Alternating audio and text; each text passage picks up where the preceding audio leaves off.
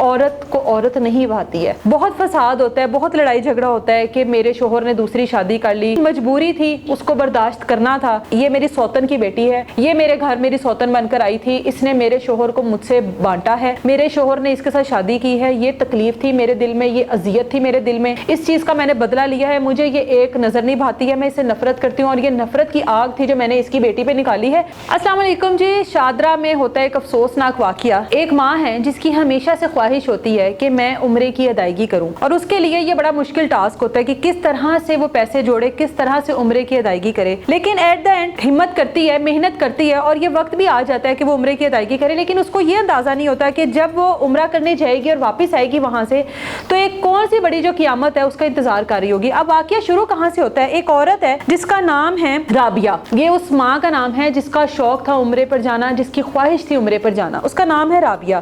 اس کی شادی ہوتی ہے شہزاد نامی بندے کے ساتھ. دونوں میں سے ایک بیٹی پیدا ہوتی ہے جس کا نام رکھتے ہیں مریم.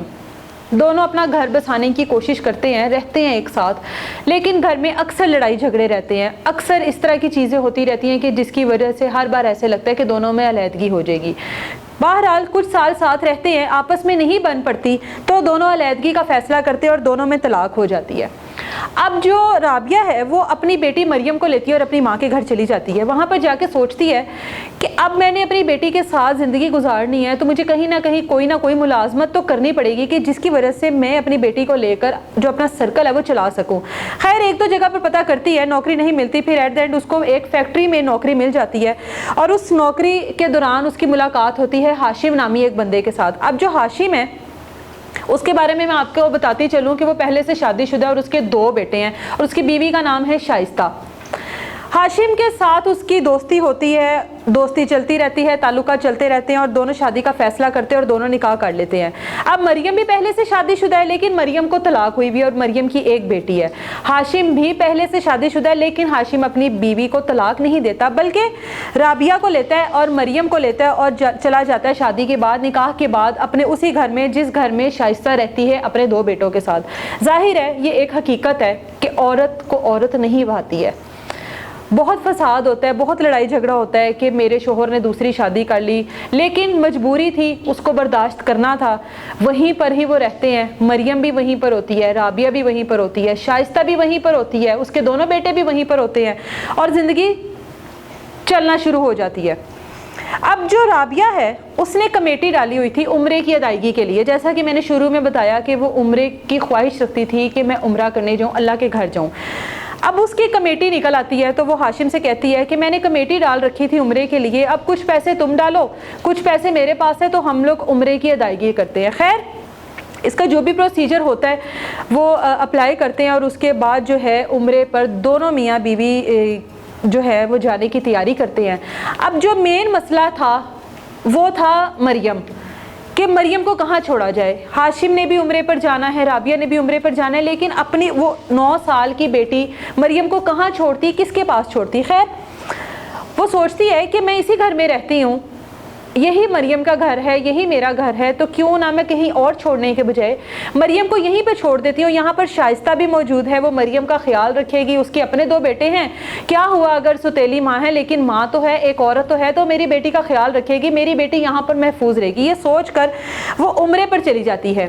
3 سپتمبر 2024 کو عمرے پر جاتی ہے, اور سوچتی ہے کہ اللہ تعالیٰ نے میری یہ اتنی پرانی خواہش کو پورا کیا, اللہ تعالیٰ نے مجھے اپنے گھر میں بلایا, گھر میں حاضری دینے کا موقع دیا. بہت خوش ہوتی ہے, اور واپس آتی ہے وہ 19 دن بعد, یعنی کہ 21 سپتمبر کو واپس آ جاتی ہے. تقریباً 19 سے 20 دن کا یہ ہے, واپس آتی ہے, اور بہت اداس ہوتی ہے اپنی بیٹی سے کہ میں نے جیسے ہی جانا ہے واپس اپنی بیٹی کو ملنا ہے. بیٹی ایک ہی ہے, اکلوتی بیٹی ہے, ظاہر ہے ماں تھی وہ. جب واپس آتی ہے تو بیٹی گھر میں موجود نہیں ہوتی. شائستہ سے پوچھتی ہے میری بیٹی کدھر ہے, تمہارے پاس چھوڑ کے گئی تھی, بیٹی گھر پہ موجود نہیں ہے. جس پہ شائستہ کہتی ہے کہ تمہاری جو بیٹی ہے اس کی طبیعت خراب ہو گئی تھی, تو اس کو میں نے ہسپتال میں داخل کروایا ہے. یہاں پر رابعہ بہت پریشان ہوتی ہے کہ مجھے اطلاع نہیں دی گئی, میری بیٹی کو کیا ہوا ہے, ایسا کیا ہو گیا کہ میری بیٹی کو ہسپتال داخل کروایا ہوا ہے, اور شازیہ جو شائستہ ہے وہ خود گھر میں موجود ہے. وہ اسی ٹائم ہسپتال میں بھاگتی ہے, جاتی ہے, تو دیکھتی ہے کہ بیٹی جو ہے وہ ICU میں ایک ایسی حالت میں موجود ہوتی ہے جو شاید ایک ماں دیکھے تو اس کا کلیجہ ویسے ہی پھٹ جائے.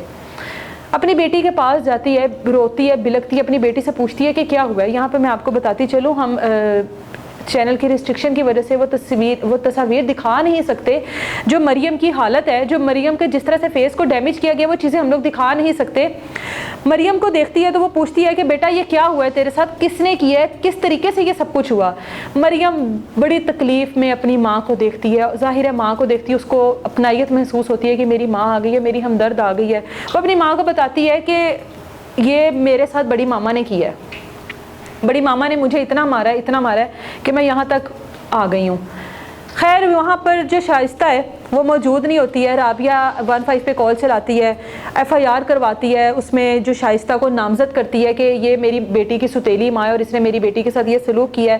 شائستہ کو گرفتار کیا جاتا ہے, پوچھا جاتا ہے, انویسٹیگیشن کی جاتی ہے کہ یہ کیا معاملہ ہے. ایک بچی جس کی عمر تقریباً 9 سال ہے, اس نے ایسا کون سا اتنا بڑا گناہ کر دیا تھا جس کی تم نے اس کو یہ سزا دی کہ اس کی ناک, آنکھیں, ہونٹ, پورے کا پورا منہ تم نے بگاڑ کے رکھ دیا. جس پر وہ کہتی ہے کہ یہ میری سوتن کی بیٹی ہے, یہ میرے گھر میری سوتن بن کر آئی تھی, اس نے میرے شوہر کو مجھ سے بانٹا ہے, میرے شوہر نے اس کے ساتھ شادی کی ہے, یہ تکلیف تھی میرے دل میں, یہ اذیت تھی میرے دل میں, اس چیز کا میں نے بدلہ لیا ہے, مجھے یہ ایک نظر نہیں بھاتی ہے, میں اسے نفرت کرتی ہوں, اور یہ نفرت کی آگ تھی جو میں نے اس کی بیٹی پہ نکالی ہے.